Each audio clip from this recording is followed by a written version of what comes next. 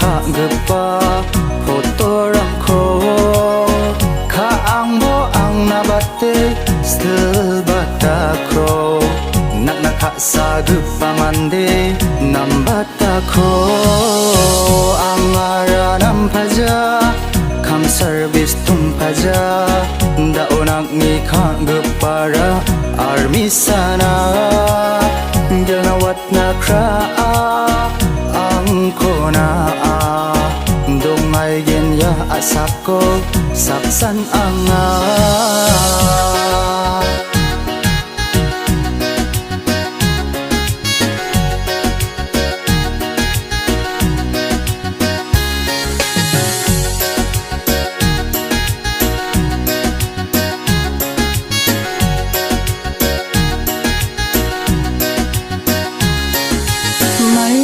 hana